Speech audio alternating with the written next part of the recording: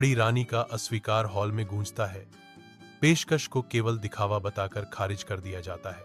छोटी रानी बिजुला और गंगा मैया की समर्पित अनुयायी विनम्रता पूर्वक अनाज को एक दिव्य आशीर्वाद के रूप में स्वीकार करती हैं। बिजुला अपने होठों पर अनाज उठाती है।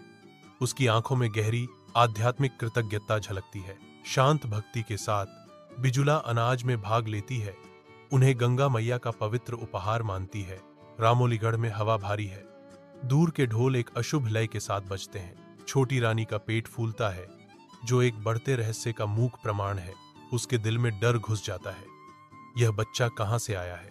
उसकी आंखें भीतर के उथल पुथल को दर्शाती हैं, क्योंकि वह बच्चे की उत्पत्ति पर सवाल उठाती है। शांत विद्रोह में छोटी रानी ध्यानमग्न राजा से मिलना बंद कर देती है। जंगल के हृदय में रानी इजुला ईर्ष्या से ग्रस्त होकर अंधेरे में साजिश रचती है। वह राजा राजन के दिमाग को जहर देने की तैयारी करती है। उसके शब्द जहर से टपकते हैं। इजुला राजन का सामना करती है। राजन, तुम तपस्या में हो। उसकी आवाज इल्जाम से भरी हुई है जब वह जोड़ती है। लेकिन छोटी रानी गर्भवती है। वह अपनी कपटपूर्ण सलाह फुसफुसाती है।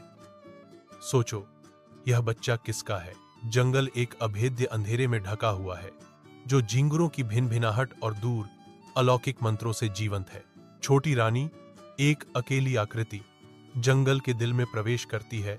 एक साधारण रस्सी उसकी एकमात्र साथी है। उसे पता नहीं था, भाग्य ने पहले ही एक अलग भाग्य बुन दिया है।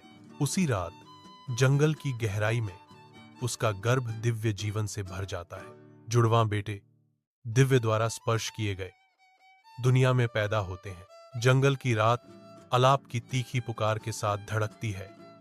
एक प्राचीन बुलावा, जिसका जवाब शंखों की गूंजती हुई प्रतिध्वनि से मिलता है। नवजात शिशुओं से गहन ज्ञान के शब्द निकलते हैं।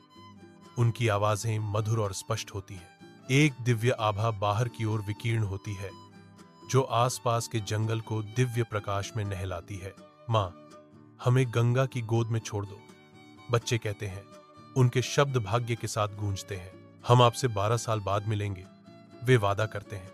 उनकी आवाजें एक कड़वी मीठी दृढ़ता से भरी